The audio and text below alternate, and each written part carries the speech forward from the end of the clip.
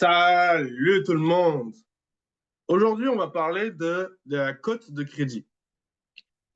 C'est quelque chose, en fait, ce qui est très particulier en Amérique du Nord, États-Unis, Canada, c'est que la plupart des choses, des demandes, si ce n'est pas de l'intégralité des demandes de prêt, se font vis-à-vis de la cote de crédit. Personnellement, au lieu de voir si les gens ont une bonne cote de crédit, ce serait plutôt de savoir combien d'argent ils ont de côté. Parce qu'avant de savoir s'ils ont une bonne cote de crédit, donc c'est-à-dire, c'est ce qui gère bien leurs dettes. Est-ce que ce serait pas plutôt intéressant de voir si les gens gèrent bien leur argent? Ils gèrent bien l'argent qu'ils peuvent mettre de côté, l'épargne, l'investissement. Et non juste d'avoir, j'ai une belle dette. J'ai une belle notation au niveau de la gestion de mes dettes et non de la gestion de ton argent.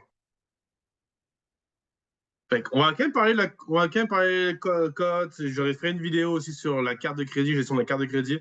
Mais là, on va parler de tout ce qui concerne le cote de crédit. Parce que ça va servir pour l'achat d'auto. Donc, si on veut faire une demande de financement d'auto, financement de maison, soit de maison habitable, soit de tout ce qui est chalet, locatif, etc. C'est quand même très important d'avoir une bonne cote de crédit. Donc là, on va quand même voir les bases de comment améliorer cette fameuse cote de crédit. Je ne ferai jamais, enfin, je dis jamais, je ne faut pas dire jamais, jamais, là, mais le but de ces vidéos-là, ce n'est pas forcément de rentrer en profondeur et en détail et de parler, ouais, mais là, il y a une virgule ou autre. Non, c'est juste de comprendre les bases. Juste les bases. Ensuite, si on veut rentrer en détail, ben là, soit vous pouvez le faire de votre côté en faisant des recherches, soit on peut le faire en venant me poser des questions, et là, on peut regarder ensemble. Savoir que déjà, si on connaît juste toutes les bases en finance, les bases du budget, les bases de la cote de crédit, du crédit, bases de la carte de crédit, les bases de l'investissement, les bases de l'assurance vie, les bases de l'hypothèque, juste en connaissant les bases, vous pouvez déjà grandement éviter de vous faire avoir par n'importe qui. Pourquoi il existe des arnaques? Pourquoi il existe des codes de crédit très faibles, etc. C'est souvent dû au fait que nous ignorons les bases des finances. On ne parle pas forcément de grand-chose, juste les bases. Maîtrisez ça. Là, on va voir les bases de comment améliorer sa cote de crédit. Tout simplement, déjà, il existe le pointage de crédit. Ça, c'est une donnée essentielle pour l'achat de maison, bien immobilier ou auto. Déjà, savoir qu'il existe différents barèmes de pointage. Fait que, grosso modo, déjà, les pointages se situent entre 300 et 900. Donc, le minimum, maximum. Si vous voulez voir la place où on voit mieux les codes de crédit, etc., il y a Equifax et TransUnion. Parce que eux, ils ont vraiment notre historique total du crédit, alors que des fois, en passant par une banque, s'ils n'ont pas un accès directement à TransUnion ou à Equifax ou autre, ben, eux, ils ont juste l'historique de ce que vous avez dans la banque et non ce que vous avez ailleurs. Et en plus, le pointage, ce qui est compliqué, c'est qu'ils n'ont pas forcément les mêmes barèmes de référence, de comptage, de pointage. Et que ça devient compliqué. Mais pour faire un exemple, pour vous montrer grosso modo. Donc, c'est entre 300 et 900 au niveau du pointage. Si vous êtes entre 300 et 550, vous avez un mauvais pointage. C'est-à-dire que la plupart de vos demandes de prêt vont être annulées ou ne seront jamais acceptées. Vous êtes entre 550 et 720, vous êtes considéré à un pointage moyen. Donc, dans certaines situations, certaines demandes, ça peut être accepté ou refusé si vous faites une demande de prêt. Si vous êtes accepté, le taux d'intérêt sera beaucoup plus élevé. parce que vous êtes moyen dans votre pointage. Si vous avez 720 et plus, vous êtes considéré comme un très bon pointage. Dans les prêts hypothécaires, dans les maisons, généralement, globalement, dans la globalité, si vous avez plus de 720, si vous avez 720 et plus, votre demande de crédit va être acceptée. Il y a même des endroits, c'est à partir de 680 que vous êtes considéré comme bon pointeur. Donc là, vous avez un bon pointage de crédit. Là, je l'ai même marqué, vous voyez, là, au final, à partir de 650, cela reste du cas par cas, mais c'est pour l'achat d'une propriété. À partir de 650, vous pouvez faire une demande de crédit, il n'y a pas de problème. Donc ça peut être accepté comme bon. À partir de 720, ça va être tout le temps accepté. Après, ça dépend de vos revenus aussi. Il faut pas ça, il faut que ça rentre en considération. Il faut que vous soyez quand même capable de payer ça. Mais dites-vous que 720 et plus, donc si vous avez 800 et quelques, vous avez 800, 860 ou même 900, ça ne changera rien auprès de la banque. Hormis de se satisfaire nous-mêmes, ça ne changera pas nécessairement grand-chose. Mais le pointage de crédit reste quand même quelque chose de très, très important. Mais comment faire pour améliorer ce pointage-là? Qu'est-ce que le crédit prend en compte? Là, c'est plus compliqué parce que le crédit, ça prend plusieurs points. Tout simplement, donc, le crédit est composé de 5 parties. Première partie, 35% de votre crédit, donc 35% de votre pointage, provient des paiements. Donc, votre crédit, 35% du pointage provient des paiements. 30% de votre pointage, c'est l'utilisation de votre carte de crédit. Si vous ne dépassez jamais 30% de vos cartes et de votre revenu brut aussi, donc si vous faites 100 000 par année, vous ne devez pas avoir plus de 30 000 d'emprunt de dette. Enfin, si vous pouvez avoir. Mais c'est très déconseillé parce que c'est là où ça ne va pas améliorer votre pointage. Par contre, si votre carte de crédit, vous avez une carte de crédit de 1000, dépassez jamais le 300. Restez toujours en dessous du 300. Et même si vous ne payez pas votre 300 à tous les mois, mais si vous restez inférieur du 300, ça, au niveau ça passe. Jamais dépassé au-dessus de 300. De 30%, revenu brut et revenu de votre carte. Certains vont dire, ah, c'était un peu extrême. Oui, je suis peut-être un peu extrême, je suis un peu restrictif. Mais le 30%, je ne l'ai pas inventé. Je l'ai trouvé en cherchant. Et de plus, je préfère être un peu plus strict dans mes barèmes, de mes pourcentages, etc. Donc comme ça, quand il y a un peu de loose, quand il y a une échappe, ça n'a pas d'influence. Que d'être trop loose. Comme dans les programmes alimentaires pour le sport. Si on est strict toute la semaine, on peut se permettre un relâchement la fin de semaine. Mais si on est loose toute la semaine, on ne peut pas se permettre un écart. Parce que l'écart aura des conséquences beaucoup plus difficiles, plus grandes. Fait que là, déjà, on voit que tout simplement, 65% de notre pointage de crédit provient de l'utilisation de notre carte. Ensuite, il y a une 15%.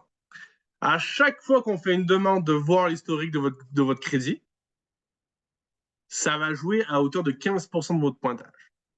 Si vous avez 30 visites de votre historique de crédit,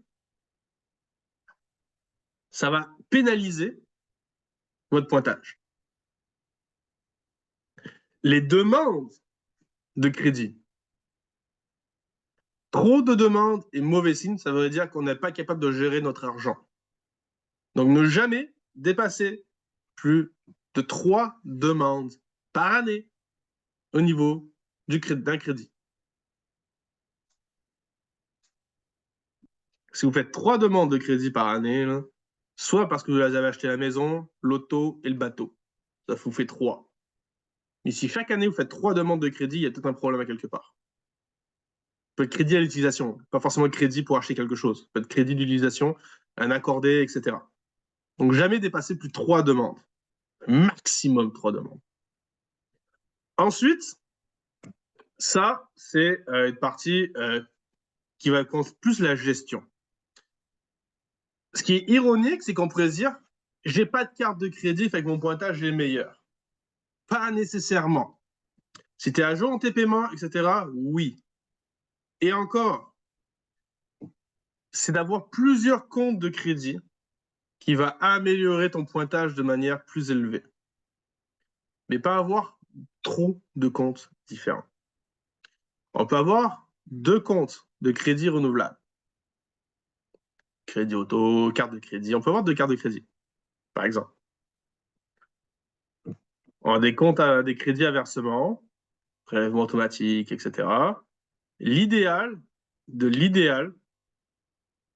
c'est d'avoir un crédit renouvelable, un compte, donc une carte de crédit, avec un prêt hypothécaire ou un prêt auto. Donc c'est plus fixe. Si on a un compte renouvelable, si on a un crédit renouvelable avec un crédit fixe et on se gère juste à ça, on optimise notre pointage. C'est très particulier. Crédit, c'est tout que quelque chose de très particulier.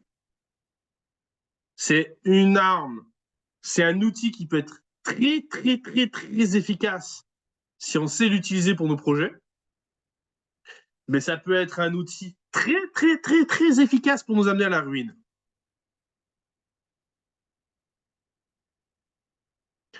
C'est de savoir comment l'utiliser qui est le plus important. Toujours. Je suis resté dans les bases. Vraiment dans les bases. Par contre, juste avec ces 2 diapos-là, avec ce que je viens de dire, vous pouvez améliorer votre pointage de manière significative. Je n'avais pas de compte j'avais pas de crédit avant d'acheter le triplex.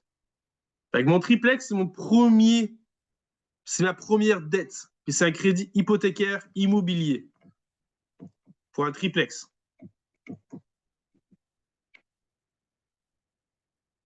Que je l'ai acheté en partenariat avec un associé. Ce qui a tout amélioré. Là, j'ai fait de ma première demande de carte de crédit. Première carte de crédit que je viens. Puis je ne l'ai même pas encore. J'ai compte, tout ça, mais je ne l'ai même pas encore mis au guichet pour voir si elle fonctionnait. C'est la première en 8 ans. J'ai fait en sorte de me plafonner à 3 000 $, ce qui est largement utile pour mes dépenses et pour mon mode de vie. 3 000 $, je peux facilement prendre 2 billets d'avion pour partir. 3 000 $, je peux facilement me dépanner si j'ai un problème, sans que ça me ruine. Mais je sais que si j'applique 30%, bah, j'ai quand même le droit à 1000, plus ou moins, 800, 1000. Même si mon but n'est pas l'utiliser pour coter le 30%. C'est quoi vos lignes de crédit? Qu'est-ce que vous avez comme crédit? Est-ce que vous avez plusieurs lignes de crédit? Si vous en avez plus de 2, puis c'est voiture, maison, maison, carte de crédit, ou on tourne dans ces 2-là, ok, on regarde, on voit comment on peut faire, mais ce n'est pas alarmant. Par contre, si vous commencez à avoir 4, 5, 6, 7, 8 lignes de crédit, puis vous avez 3 cartes de crédit, 3, 4 cartes de crédit, vous avez des prêts à côté, des prêts auto, prêts bateau, etc. Là, il va falloir qu'on fasse un ménage. Là, il va falloir voir quoi est-ce qu'on peut faire pour vous améliorer. Puis généralement, cette situation-là, si vous avez votre maison, puis ça fait déjà plus longtemps que vous l'avez, ça fait déjà un petit moment que vous avez payé ça, il va peut-être pouvoir parler à ce moment-là de la consolidation de dette.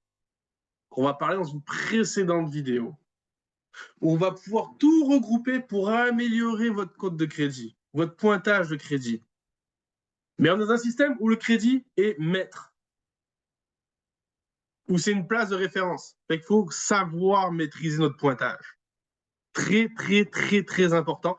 Puis là, je parle aussi beaucoup autant aux Québécois, Canadiens, que à toutes les immigrés qui viennent sur ce territoire-là. Faites attention au crédit.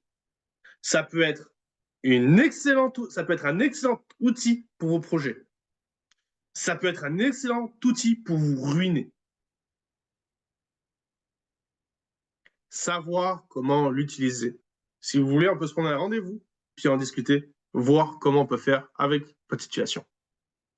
Sur ce, je vous souhaite un excellent moment. Salut tout le monde!